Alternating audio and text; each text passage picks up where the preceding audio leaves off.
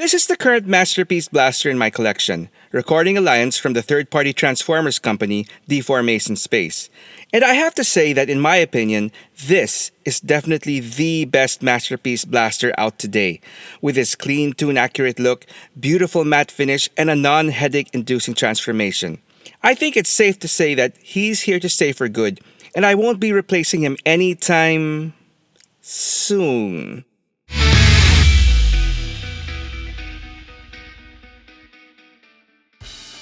When it comes to toy collecting, one thing is pretty much inevitable.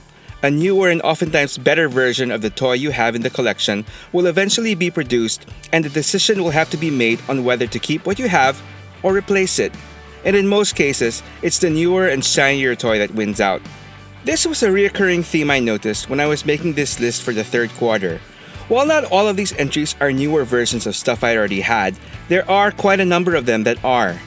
I found this to be quite interesting since it's been a long-term goal of mine to slow down on widening the scope of my collection and instead focus on downsizing and just getting the best versions of the toys that I already have.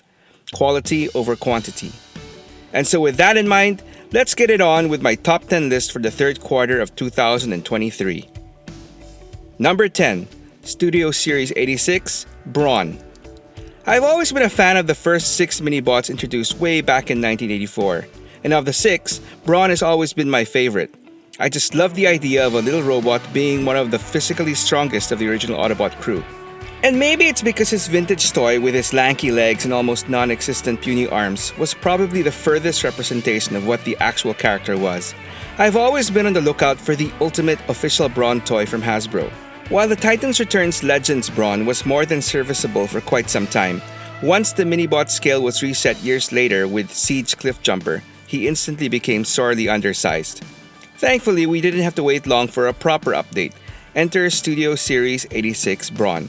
Who thought that being included in that ill-fated crew from the Transformers 86 movie would be a good thing for this dude? Thankfully, he came without any battle damage deco that his other crewmates like Prowl and Ironhide got. So I can pretend that that unfortunate incident never happened at all. It's quite hard to believe that one of the toughest Autobots would succumb to such a random shoulder wound. So there you have it. Brawn lives, and this toy is proof of it. Number 9. MP45 Bumblebee, the KO version. For the longest time, I was very content with my MP21 Bumblebee as the de facto B on my masterpiece shelf. So much so that I never felt the need to replace him with a supposedly improved 2.0 version released in 2019. While there were a lot of collectors who found this new B too much of a visual mess, especially from the back and sides, I personally thought he looked okay.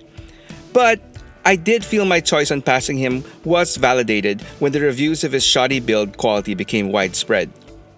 But when I got my hands on what I consider to be the ultimate masterpiece version of Cliffjumper in Fans Toys Parkour, my original masterpiece B started looking a little more rough around the edges next to the more polished and tune-accurate Cliff. So much so that I got sorely tempted to just try my luck on the new B despite all the negative reviews. Fortunately, another option came to me in the form of this knockoff version of Bumblebee 2.0. I figured that it was worth taking a chance on since if it really was bad, it wouldn't hurt too much since he cost a fraction of the original version's price. Fortunately, this knockoff actually ended up being better built than the original. No floppy mess here. So this definitely was a pleasant surprise for me. I just love how much more personality this guy has over the previous version. And he fits perfectly with parkour. Number 8. Transformers Legacy Dreadwing. Despite already owning the Legacy Prime Bulkhead and Prowl, I was still a bit on the fence about going all in on the updated G1ized versions of Transformer Prime characters from the line. Which is why I initially passed on Skyquake. To be fair, it was quite easy to pass on him since he was really a bit character in the series, literally dying in his debut episode and just making a single encore return as a zombie. I did take a mental note though that I would strongly reconsider getting the inevitable repaint of his brother Dreadwing, who was one of my favorite Decepticons from the show. And so when Dreadwing was finally released, he was an instant buy. And color me impressed, despite hearing a bunch of negative stuff about Skyquake, I found myself to be thoroughly impressed with Dreadwing. It turned out that all those complaints about his designs were just people mistransforming him. So once I had Dreadwing in hand, I knew exactly how to get his transformation done properly, which made me like him even more. I just love how despite being a sleek jet, Dreadwing transforms into a hulking and intimidating robot with a huge underslung gun. It's quite the effective contrast. I liked Dreadwing so much that I eventually ended up getting his brother as well. So now I have two imposing Decepticon jets on my shelf, and I couldn't be any happier. Number 7. Dungeons & Dragons, the animated series, set. Okay, so I know this is sort of a cheat since this entry doesn't refer to one specific toy but a whole set. I figured that I'd apply my Transformers Combiner rule to this one, wherein since more often than not, a Transformer Combiner team is released piece by piece over a period of time, I refrain from reviewing or including any individual releases on my list, and instead, I wait until the entire team is complete and treat them as one entry. So, despite having a rather robust toy line in the 80s, not a single action figure released was based on the characters from the often overlooked Dungeons & Dragons cartoon. Despite its relatively short run, at least compared to other more popular cartoons, it was one of the better written and animated cartoons of its time, and almost everyone who watched it, including myself, have nothing but great memories of the show. So when Hasbro finally announced that they would make these D&D figures, it really was a no-brainer for me. Released over 2 waves in the span of around 6 months, I got my final member, Presto, this quarter.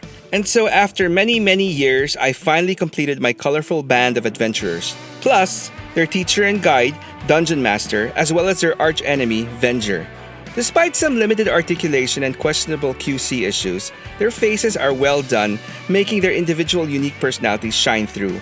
And yes, while none of the individual figures would make it on any of my top 10 lists, as a group, they make for quite a display oozing with 80s nostalgia, definitely making them one of my collecting highlights of the year. Number 6. X-Transbot's Fioravanti, or Masterpiece Overdrive. For those not in the know, the Omnibots were a group of deep-cut Transformers also released in the 80s. But unlike most of the other Transformers, these guys weren't available on retail shelves, but instead released as promotional mail-away toys. I never even got my hands on an Omnibot, nor did I know anyone who actually owned one. The only reason why I knew about them was because they were included in the Transformers toys catalogs. Anyway, growing up, it didn't bother me that I never had an Omnibot because even back then, most of them just looked like second-rate Autobots who transformed into boring car alt modes. There was one exception though, and that was the Omnibot Overdrive. Aside from standing out for being red compared to its more neutral-colored brethren, Overdrive transformed into an awesome car that was actually missing from the original Autobot lineup. Now, while I never was a car aficionado, even as a casual, I actually knew what a Ferrari Testarossa was, and it was one of my favorite race cars even back then. And that's what Overdrive transformed into, which automatically made him my favorite Autobot that I never got. Fast forward to almost 40 years later, and thanks to the third-party company X-Transbots, I finally have a masterpiece version of my favorite Omnibot, Overdrive, in hand. Now, as a company, X-Transbots is famous or infamous for 2 things. First, they have a tendency to announce multiple upcoming projects, usually through 3D renders, all within a short span of time. While more often than not, most of these announcements eventually come to fruition, when they actually get in our hands is anybody's guess, ranging from a few months to a few years. Second, the actual finished product is more often than not an overthought and over-engineered mess that may look good in both robot and alt mode, but extremely tedious to convert back and forth. So, X-Transbot's Fioravanti, aka Masterpiece Overdrive, was officially announced all the way back in October 2020, along with his fellow Omnibots, Camshaft and Downshift. And even if 3 years seems like a long wait, Overdrive's release actually did catch me by surprise, mostly because after 3 years, I wasn't really expecting its release anytime soon. So, how did he turn out? Well, not too bad. Definitely not one of their best, but overall, I would rank him a little above average as far as X-Transbots releases go. Could there be a little bias on my part? Yeah, probably. But in the end, I'm just happy that X-Transbots chose to release my favorite Omnibot first. Unfortunately, it'll probably be another 3 years or more before we get all 3 Omnibots on the shelf. Number 5. Black Series, Black Chrysanthemum. Back in early 2022, the former gladiator turned bounty hunter, Black Chrysanthemum, made his mainstream debut in the Disney Plus series The Book of Boba Fett. And from the moment this monstrosity made its way into the streets of Mos Espa, Black Series collectors were salivating over the thought of adding this ferocious Wookiee into our collections.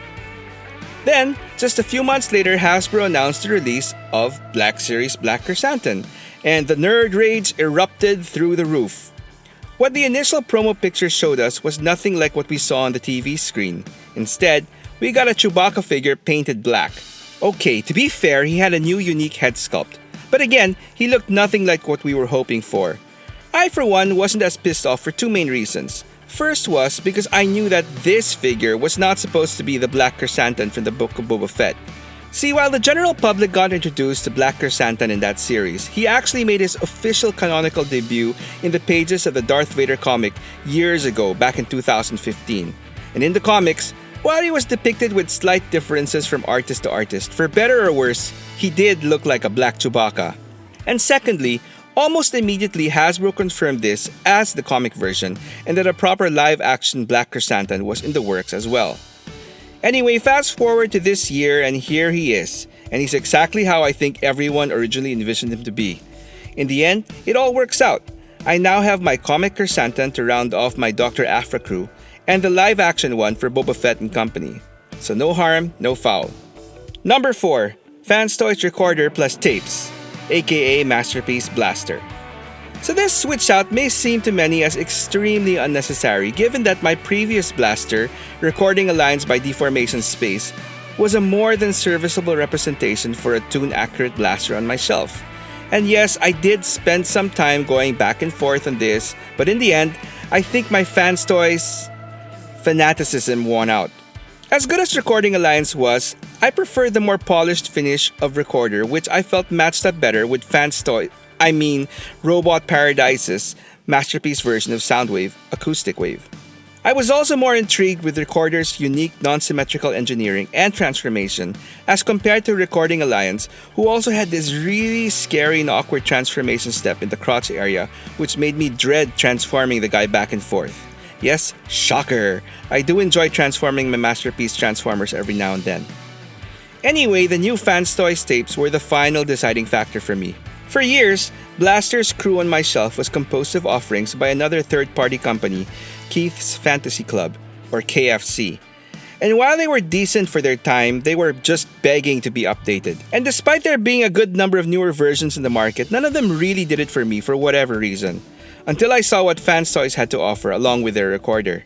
So at that point, it was really a no-brainer for me. So cross off another Masterpiece mini set off my collection. Number 3. Super 7 Ultimates Silverhawks Buzzsaw. As far as 80s villains teams go, I think that Monstar's mob from the Silverhawks is one of the more underrated and overlooked of the bunch. While they are often overshadowed by Skeletor's evil warriors or Slythe and his mutants from the Thundercats, I have always been a fan of this intergalactic motley crew. And the gigantic blade-riddled robot Buzzsaw was always one of my favorites. Which is why I was pretty stoked when Super 7 included him in their first wave of Silverhawks Ultimates figures. While his purchase wasn't even a question, I found myself having to wait for quite some time for Buzzsaw to actually get into my hands.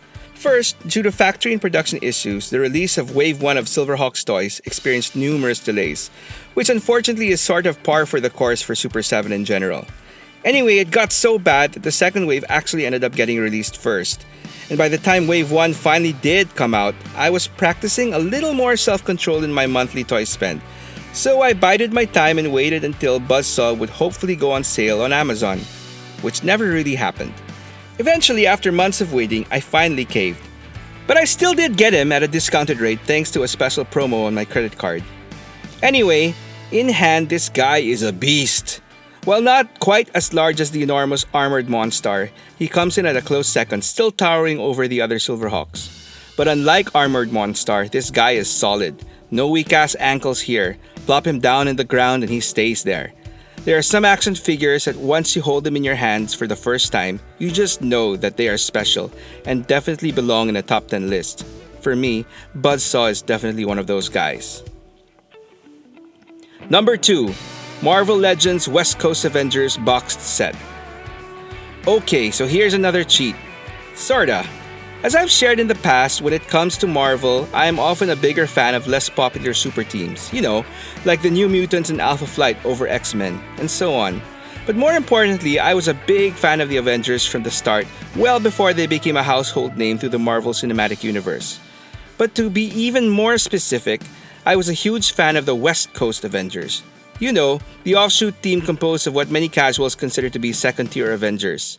So given that, you can imagine how stoked I was when I learned about this exclusive Marvel Legends 5-pack from Amazon, dedicated to my favorite wackos. All biases aside, I could have done without the comic-accurate colored Silver Centurion Iron Man, or Spider-Woman, whom I consider more as a member of the West Coast Avengers successor, Force Works. I would have preferred the Christmas costume green and red Wonder Man, but maybe we'll get that in the next box set. I was quite happy though to get a better colored Tigra with a new head sculpt, as the previously released one looked like she overdosed on Cheetos. But what really made me jump over the moon for this set were the final two figures that I figured our chances of actually getting were slim to none. First, we got core West Coast founding member Bobby Morse, aka Mockingbird. While we already got a more modern version that I honestly really never cared for, I figured it would be a long shot that we would be getting this classic, legs fully exposed version, because of all the woke nonsense and noise going about trying to get rid of sexy superheroine costumes. Instead, I figured they would go for the older, more conservative look that they did years prior in their 4-inch Marvel Universe line. But here she is in all her leggy glory. Sure, she could have used more voluminous sleeves, but I'll take this as a win. But the final figure of the set is what really did it for me. The very first issue of West Coast Avengers that I ever read revolved around reserve member Henry Pym falling into a state of depression, which leads to him nearly killing himself, if not for the timely intervention of their ally Firebird, going by the new alias, the religious La Spirita. What comes next is a compelling story arc wherein she helps him find a new purpose in life, not as Ant-Man, Giant Man, or Yellow Jacket, but simply as Dr. Pym. With a new twist, now applying his Pym particles on objects instead of himself, pulling out tools, weapons, and even vehicles from seemingly thin air. Given that this version of Pym was kinda short-lived, and his more practical getup, a red jumpsuit with multiple pockets to house his miniaturized arsenal, not looking very superhero-y, I figured that this was an even longer shot for an actual figure. But once again, Hasbro really surprised me on this. And here he is. This set pretty much finishes off my main West Coast Avengers lineup on the shelf. Well, this set and what ultimately gets the number one spot for this quarter's list. Number 1. Marvel Legends Hawkeye. Given that Hawkeye is considered to be one of the iconic members of the Avengers, it seemed like it took forever for us to finally get a classic version of Clint Barton. We got a modern Hawkeye, a dark Avenger-ish Hawkeye, and a retro-styled one that didn't quite hit the mark on what I really wanted. What I wanted was a classic flared-out and pointy-masked Hawkeye.